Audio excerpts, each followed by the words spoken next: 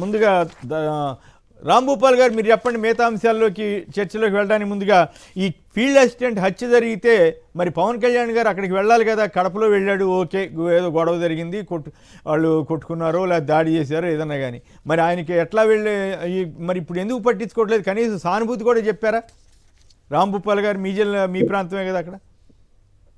Sir మీకు అక్కడ ప్యానెల్లో ఉన్న పెద్దలకు సాక్షి వీక్షకులకు అందరికి నమస్కారం. ఫీల్డ్ అసిస్టెంట్ చాలా ఘోరమైన మర్డర్, అది మనందరం కూడా తెలుసు. దాని వెనక పొలిటికల్ ఇంట్రెస్ట్ తోనే చేసినారు. ముఖ్యంగా ఆ పోస్ట్ కోసం ఆ మర్డర్ జరిగింది. ఎందుకంటే మా పక్క జిల్లా ఆలూరులోనే జరిగింది, ఇది కర్నూలు జిల్లాలో. బట్ చాలా ఘోరమైన మర్డర్. ఒక డైరెక్ట్ గా కనపడిన భౌతిక హత్య అది. కనపడకుండా కొన్ని వేల మందిని ఫీల్డ్ అసిస్టెంట్లను కానీ స్కీమ్ వర్కర్స్, ముఖ్యంగా మధ్యాహ్నం భోజనం మీద ఆధారపడిన విడోస్ ని బలవంతాన ఖాళీ చేయించిన సందర్భాలు కూడా 7 నెలల్లో మనం చాలా వేల సంఖ్యలో చూడొచ్చు. 1-2 కాదు, వేల సంఖ్యలో. గట్టిగా నిలబడి కుటుంబ నేపథ్యమో లేదా అక్కడ ఉండే సామాజిక బలంతోనో గట్టిగా నిలబడిన ఈరన్న లాంటి వాళ్ళను భౌతికంగా హత్య చేసినారు. అందుకని ఉద్యోగుల్ని తొలగించడం, చిన్న ఉద్యోగుల్ని తొలగించడం అనేది ప్రభుత్వం మారితే ఆటోమేటిక్ గా ఉద్యోగులు రాజీనామా చేయాలనేటువంటి ఒక సైకలాజికల్ డిమాండ్ అనేది చాలా ప్రమాదకరం. ఎందుకంటే వాళ్ళందరూ పేదలు, రాజకీయాలతో ఉండుండొచ్చు. అధికారంలో పార్టీ ఉంటే సహజంగా ఆ పార్టీ ఆ గ్రామాల్లో ఉండే రాజకీయాల్లో ఏదో పార్టీతో ఉండక తప్పదు.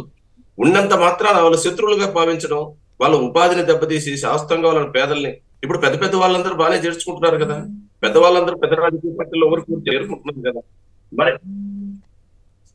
అక్కడ లేని నీతి సాధారణ ప్రజల దగ్గర, సాధారణ కార్మికుల దగ్గర ఎందుకు అంత బలవంతాన్ని అమలు చేయాల? నిజంగా మీకు నిజాయితీ ఉంటే ఈ వైసీపీలో నుంచి తెలుగుదేశంలో ఈ కాలంలో చాలా మంది చేరినారు. ఇప్పుడు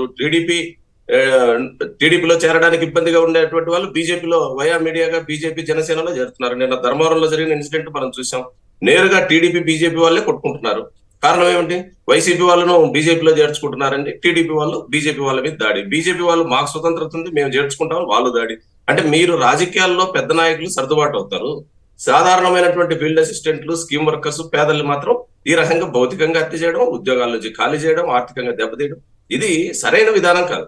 దీని మీద మరి రాక్షస ప్రభుత్వాల గురించి మాట్లాడతారు, రాక్షస విధానాల గురించి చాలా పెద్ద పెద్ద మాటలు మాట్లాడుతుంటారు.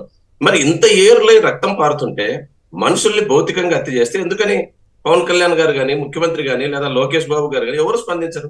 అదేవిధంగా మీరు నారాయణ కాలేజ్ కూడా ప్రస్తావించారు సార్. నిన్నగాక మొన్న 3 రోజుల క్రితం అనంతపురం జిల్లా హెడ్ క్వార్టర్ లో 3 అంతస్తుల భవనం నుంచి ఒక విద్యార్థి కిందికి దూకి చనిపోయినాడు. ఆ కుటుంబం మంత్రి గారి స్వయాన రాష్ట్ర ఆరోగ్య శాఖ మంత్రి గారి నియోజకవర్గంలో ఉండేటువంటి బత్తలపల్లి మండల కేంద్రం. ఆ విద్యార్థి చనిపోతే శరీరం బాడీ ముక్కలైంది, తల పగిలిపోయింది రోడ్డు మీద అక్కడ పడేసి. అట్లాంటిది కనీసం పోలీసుకి ఇన్ఫార్మ్ చేయకుండా బాడీని మొత్తం తీసిపోయి పోస్ట్ మార్టం లో పడేసినారు. పేరెంట్స్ రాకుండానే, పోలీసు అక్కడికి రాకుండానే. ఏమంటే బతుకున్నాడు. మరి బాడీ పగిలిపోతే శరీరం తల ముక్కలైపోయిన తర్వాత ఇంక బతకడం ఎట్ట సాధ్యం? అంటే ఒక గవర్నమెంట్ మాకు బలం ఉంది, గవర్నమెంట్ లో మేము భాగం కనుక విద్యార్థుల ప్రాణాలకు కానీ వీటికి కానీ లెక్కలేదు. ఇంత జరిగితే ఆరోగ్య శాఖ మంత్రి బీజేపీ నాయకుడు ఆయన స్పందించడు, ఆయన నియోజకవర్గం. అదేవిధంగా జనసేన నాయకులు స్పందించరు, టీడీపీ వాళ్ళు సరే. మరి విద్యార్థుల ప్రాణాల పట్ల మీకు ఏం బాధ్యత ఉందని? ఇవే కదా రాక్షసత్వం అంటే. ఈ రాక్షసత్వాన్ని ఎందుకు అడ్డుకోవడంలో? ఆ విద్యార్థి వాళ్ళ తండ్రితో నేను కలిసి వచ్చాను సార్ బత్తలపల్లిలో. ఆయన చెప్తున్నాడు వాళ్ళకి 2 కొడుకులు, పశువులు పెట్టుకొని పాల వ్యాపారం మీద ఆధారపడి 2 పిల్లల్ని చదివించుకుంటున్నాడు. ఓ పిల్లని వెల్టెక్ చెన్నైలో 3,40,000 సంవత్సరానికి. నారాయణ కాలేజీలో ఇప్పుడు ఈ విద్యార్థి ఫస్ట్ ఇయర్ ఇంటర్మీడియట్ 1,46,000. ఇప్పటికే 80,000 రూపాయలు ఫీజు కట్టినాడు. అతను ఇప్పుడు కట్టాల్సింది ఇన్స్టాల్మెంట్ 22,000. 22,000 కోసం గంట సేపు బయట నిలబెడుతుంది. ఇంత దుర్మార్గంగా జరుగుతుంటే కేసు లేదు, విచారణ లేదు, ఏమీ లేదు.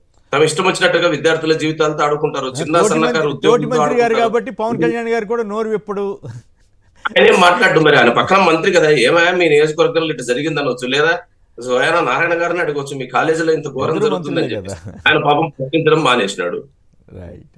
అయితే ఇంకొక పాయింట్ చెప్పండి, 3 డిగ్రీ విద్యార్థులు అదృశ్యమైన కూడా ఎక్కడ నోరు విప్పట్లేదు పవన్ కళ్యాణ్ గారు, అది ఒక సంగతి అనుకోండి. సచివాలయ సిబ్బందిని కుదించడం వల్ల కూడా ఏమైనా నష్టం జరుగుద్దా, లేదా వాళ్ళందరికీ న్యాయం చేస్తారా కుదించినా కూడా? వాట్సాప్ గవర్నెన్స్ అని చెప్పేసి ముఖ్యమంత్రి గారు చాలా పెద్ద ప్రచారం చేసినారు. మీడియా కూడా చాలా అనుకూలంగా ప్రచారం. 150 ప్రభుత్వ సేవలు నేరుగా మన సెల్లులో అందుతున్నాయి. నిజంగా టెక్నాలజీ వచ్చిన తర్వాత చాలా సేవలు అందుబాటులోకి రావడం మంచి విషయం. కానీ సచివాలయ స్టాఫ్ అనేది 2 విషయాలు మనం పరిశీలించాలి. ఒకటేమో నేరుగా ప్రజలతో ముడిపడి ఉంది, అది సమీపంలో ఉంది. ఒకే గ్రామంలోనే 2 సచివాలయాలు, 3 మేజర్ పంచాయతీల్లో 3 సచివాలయాలు కూడా ఉన్నాయి. మున్సిపల్ వార్డులలో ఇంటికి సమీపంలోనే సచివాలయ స్టాఫ్ ఉంది. ఇప్పుడు వాటన్నిటిని కుదించి 10 కిలోమీటర్ల వరకు కూడా ఒక సచివాలయాన్ని తీసుకుపోతారు. ఒక విలేజ్ నుంచి ఇంకో విలేజ్ కు 10 కిలోమీటర్ల గ్యాప్ ఉంటే వాటన్నిటిని మిళితం చేయాలని చెప్పి చెప్తున్నారు. స్టాఫ్ ను తగ్గిస్తారు. మరి ఈ స్టాఫ్ తగ్గిన తర్వాత సేవలు ఎట్లా అందుతాయి? ఈ మన వాట్సాప్ గవర్నెన్స్ అయినా ఇంకేదైనా సేవలు అందించే భౌతిక మనిషి ఉండాలి కదా, ఆ మనిషి ఉండడు. రెండోది, అక్కడ ఉద్యోగులకు సంబంధించిన సమస్య ముడిపడి ఉంది. ఈ రోజు వాళ్ళని కుదించిన ఉద్యోగులందరినీ మేము ఎక్కడో చోట రీప్లేస్ చేస్తామంటారు. ఎక్కడికి పొమ్మంటారు? అనంతపురం అంతా శ్రీకాకుళానికి ట్రాన్స్ఫర్ చేసినారు అనుకోండి, అవుట్ వాళ్ళ వేతనం ఎంత? ఇప్పుడు ఆయన దాంట్లోనే చెప్పినాడు, గిరిజన ప్రాంతాల్లో కొత్త సచివాలయాలు ఏర్పాటు చేస్తారు. అంటే మిగిలిన స్టాఫ్ ని ఎక్కడ పంపుతా ఉంటున్నారు? గిరిజన ప్రాంతాలకు పంపుతారు. గిరిజన ప్రాంతాలు అంటే సహజంగా అరకు, పాడేరు, రంపచోడవరం ఈ జిల్లాల్లో. మరి అక్కడికి ఇంత దూరం నుంచి మిగిలిన స్టాఫ్ పోగలరా? అంటే పోమని చెప్పి వాళ్ళని పొగబెట్టి బయటికి పంపడం తప్ప నిజంగా సచివాలయ స్టాఫ్ ని వాళ్ళందరూ కూడా హయ్యర్ ఎడ్యుకేషన్ చేసిన వాళ్ళు, అందులో ముఖ్యంగా మహిళలు, అమ్మాయిలు చాలా ఎక్కువ మంది ఉన్నారు. ఇప్పుడు వాళ్ళందరినీ ఆ రకంగా బదిలీ పేరుతోనో లేదా మిగులు స్టాఫ్ పేరుతోనో తొలగించే ప్రయత్నాలు జరుగుతాయి. ఇది ఉద్యోగాలకు ప్రమాదం. రెండోది, ప్రజలకు అందే సేవలు కూడా తగ్గిపోతాయి. రైట్, బాగా చెప్పారండి.